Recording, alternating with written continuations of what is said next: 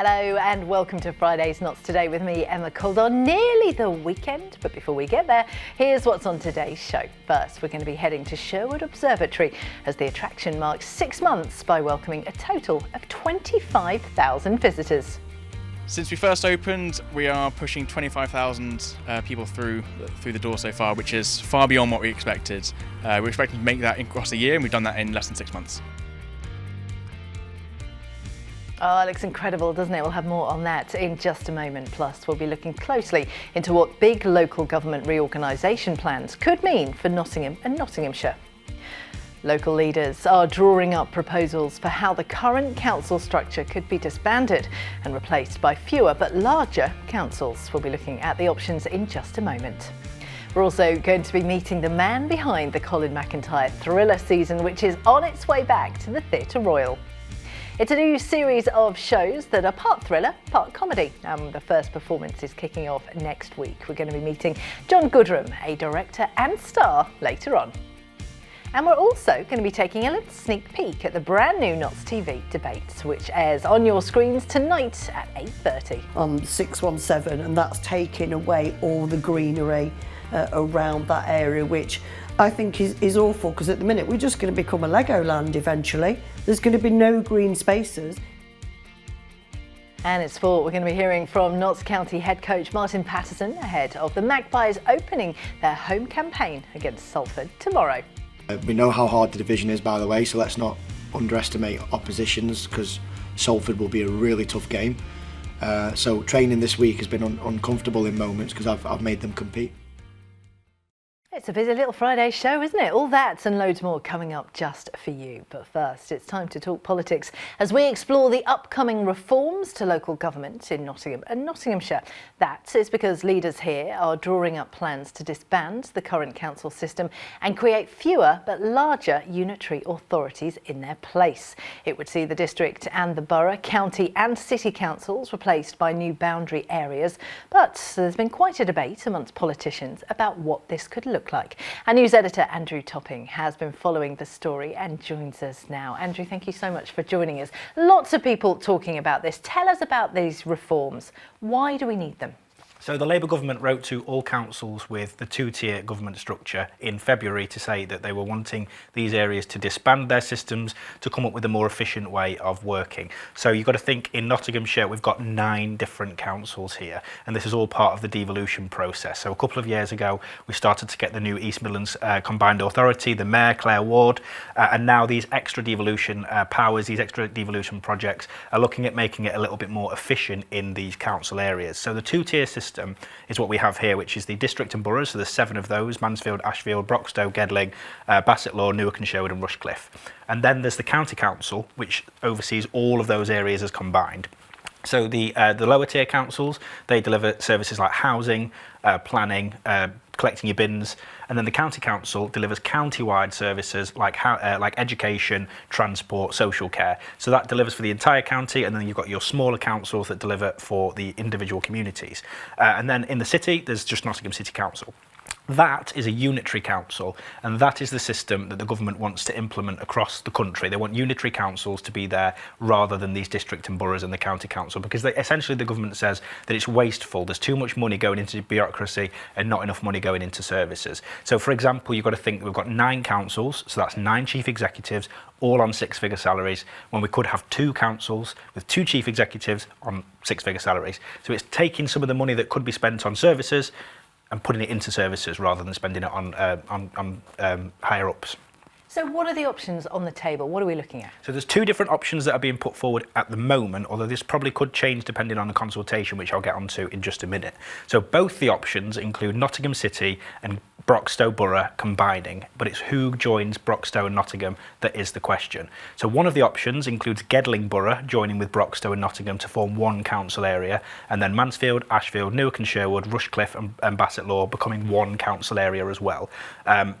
However, the other option takes Gedling out of that mix and puts that with the other council areas and puts Rushcliffe there in its place instead. So The two options both include Nottingham and Broxtowe coming together, but it's just the question here of whether Gedling or Rushcliffe are going to join the city in Broxtowe. So we've got these two options. Have any other options been put forward? So Nottingham City Council has been exploring the opportunity of whether, rather than going through this system, it explores whether urban areas on the outskirts of Nottingham could just join an extended city instead. So you've got to think places like Arnold, Carlton, Netherfield, West Bridgeford, Beeston, these sorts of areas that are built-up areas that are very close to Nottingham, very easy to get to from Nottingham, that probably people who live in those areas would say to somebody if they're from a different area, I live in Nottingham, rather than I live in Mansfield or I live in Ashfield.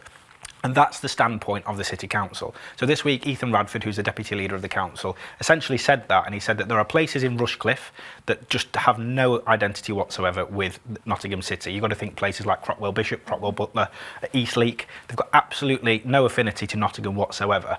And he says that Nottingham could expand its boundaries, make itself a little bit bigger, without having to take on whole boroughs like Broxtowe or Gedling or Rushcliffe.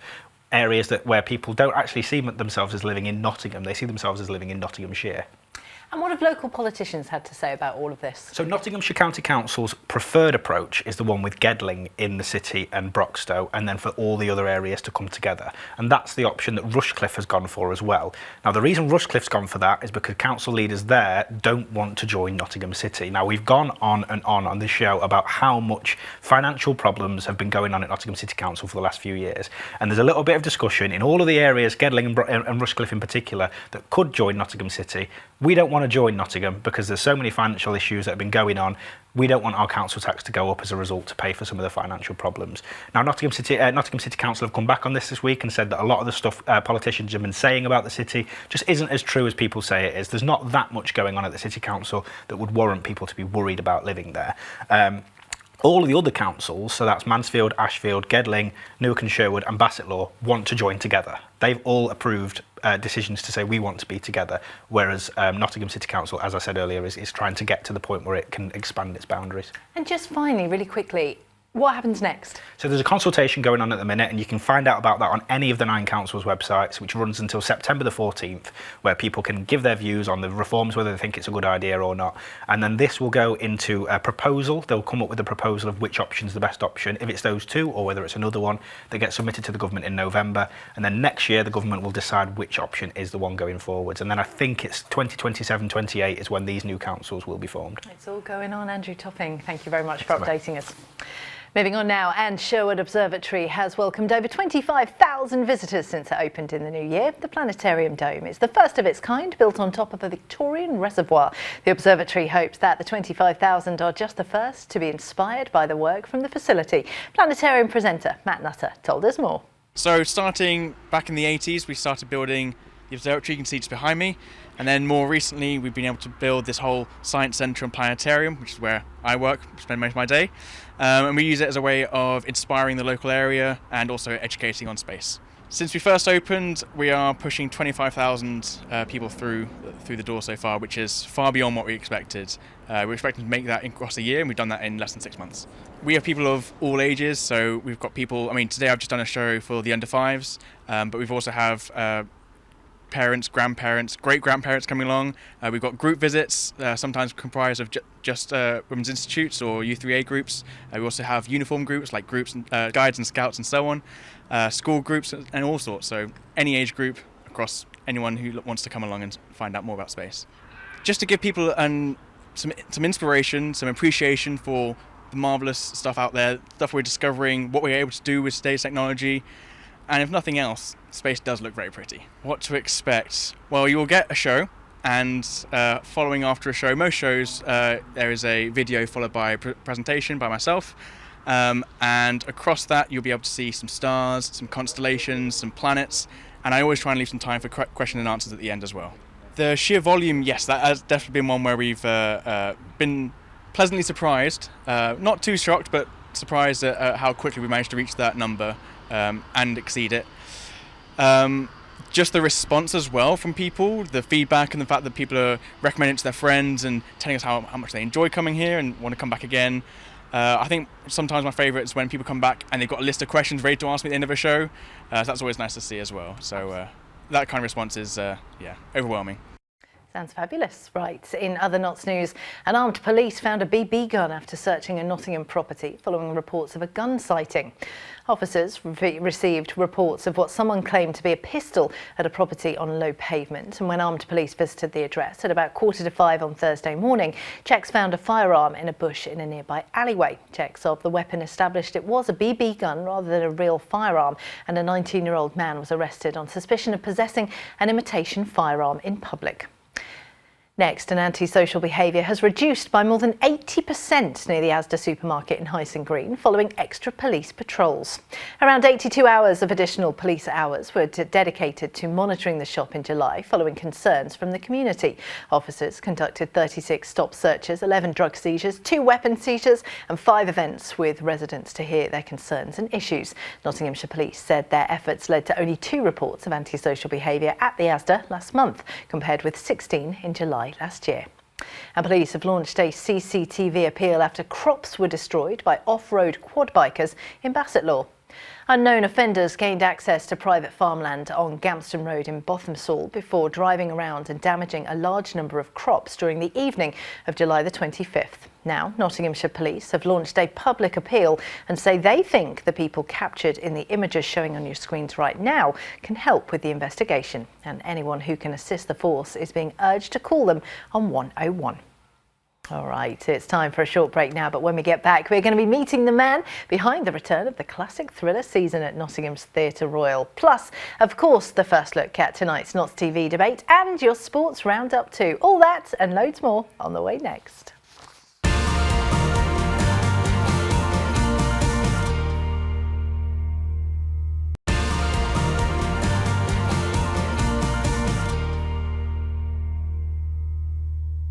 Hello, welcome back to Friday's show with me, Emma Caldwell. I hope you're all right today. Thank you so much for joining us. Here's what's happening on Notts today. First, repairs to a sinkhole on a central Nottingham road will continue for another week after a further water pipe collapse was discovered. Parts of Upper Parliament Street has been shut for more than a fortnight after Severn Trent Water discovered a collapsed sewer pipe under the road.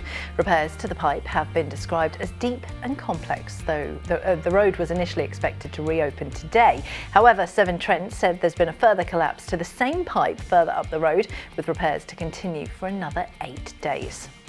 Next, rail passengers travelling between London and Nottingham experienced hours of delays on Friday after damage to an overhead wire. Damage to wires at Radlett caused disruption between Nottingham and London St Pancras on Friday morning, cancelling all but 2 services between the 2 cities.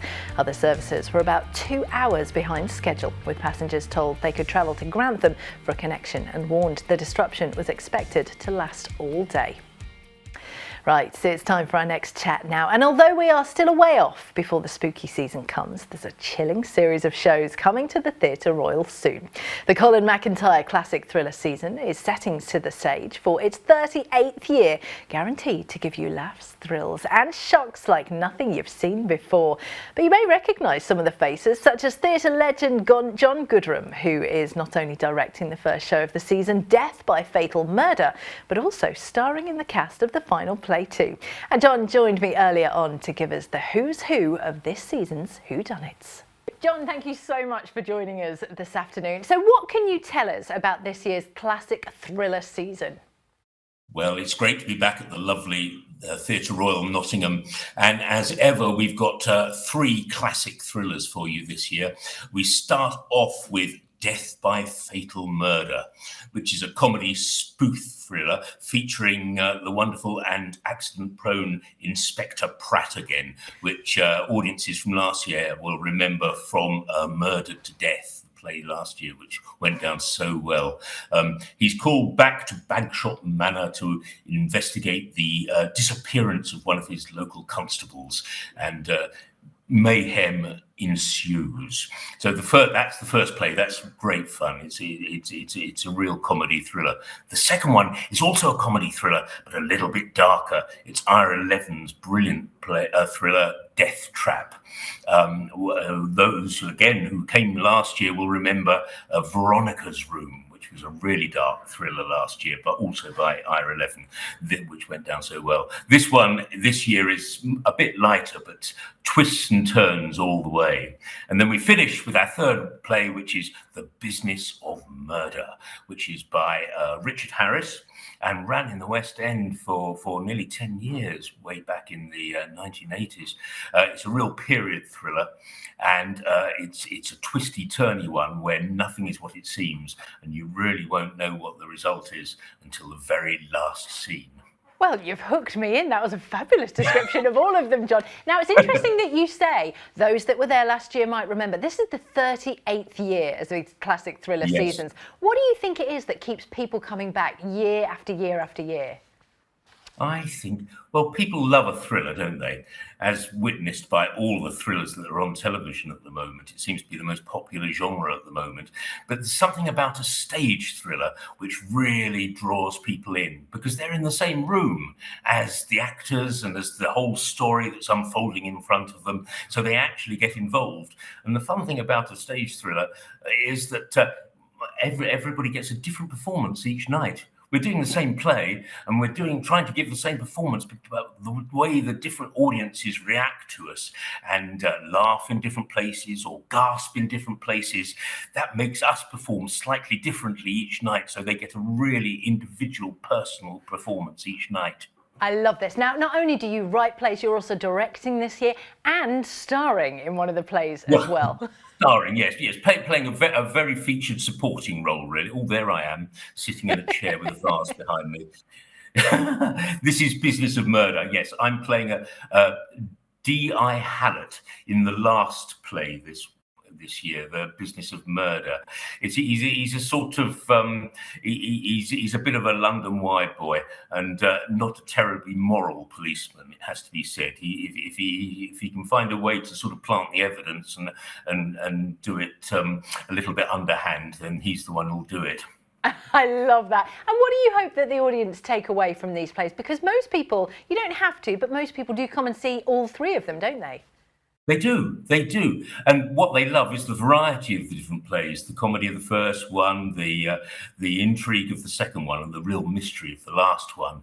I think that they've had a really good time, really, and that they've enjoyed, an evening that sort of is an evening of escapism that takes you away from all the worries of day-to-day life. And it's a way to enjoy all the thrills of murder and kidnap and all the horrors of a thriller season, but safely from sitting in a seat watching it in the audience. Absolutely, and I love something that makes me jump as well.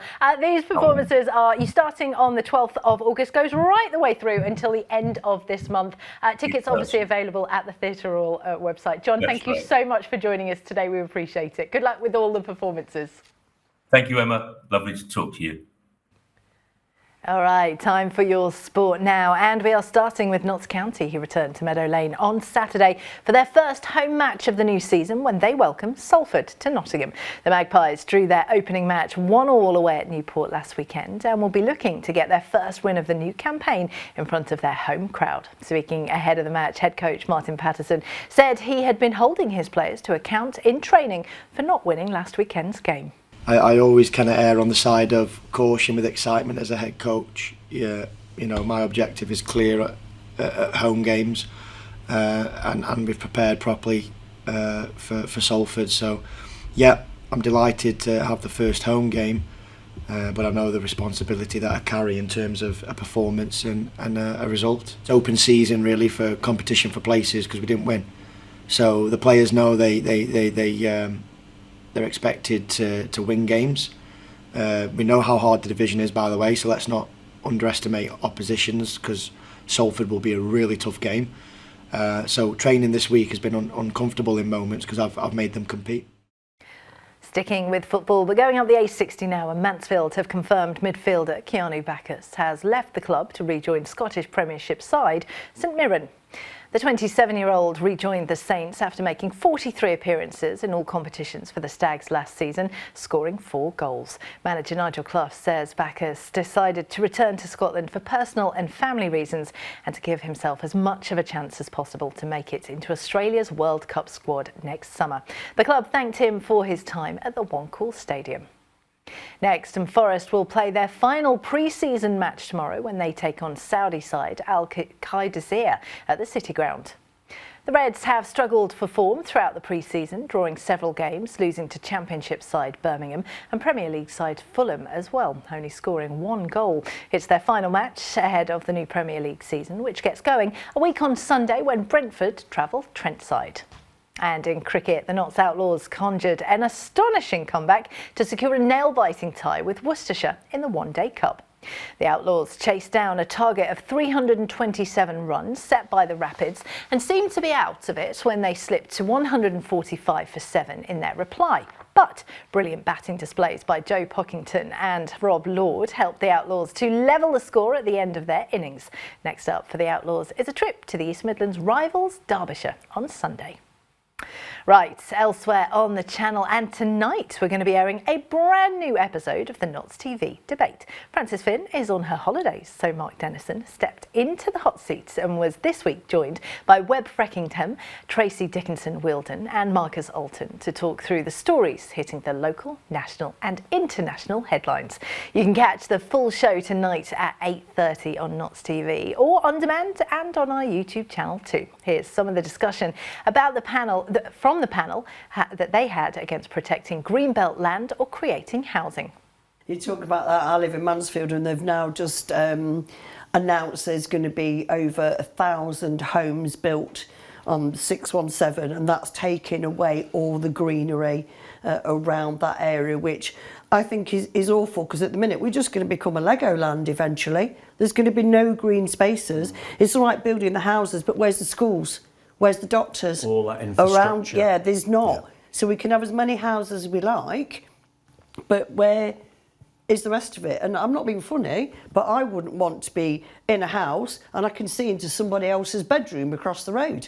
You know, I want to see greenery. Yeah. I want to see, the nice land. Why are we doing this? We're destroying our own country. We really are. It's all right, builders making money, but I don't want to live in a Legoland. Would you, Marcus? No, not at all. I can see that the problem, the houses have got to be built somewhere. What about the brownfield sites? Are they being fully exploited? Although personally, the housing estate I live on, many decades ago, used to be green fields. So it's difficult to sort of argue that you can't build on green fields. There is a difference. Some green fields are not green belt, and you can, build on them if the planning process has been properly followed. Right, it's time for your Friday picture of the day now. Look at this fantastic snapshots of a fuchsia, love a fuchsia, taken by Steve Plewinski. And don't forget, if you'd like to see your photos on the telly, you can tag us on our socials. We're at Notts_TV. And as for your weather, we are seeing more of the sunshine over the weekend. You might need to pull back out your shorts and t-shirt. Tonight will remain dry, dropping to lows of 13 degrees. Tomorrow will be full-on sunshine for most of the day with a high of 24 and a low of 13. Sunday we'll see some sunny intervals, but will be turning cloudy by the late afternoon. Once again with a high of 24 degrees and a low of 13. And that is the end of the show in another week of Notts Today. Thank you to all our great guests this week. Mark Dennison is back on Monday. Have yourself a great weekend and I'll see you soon. Bye-bye.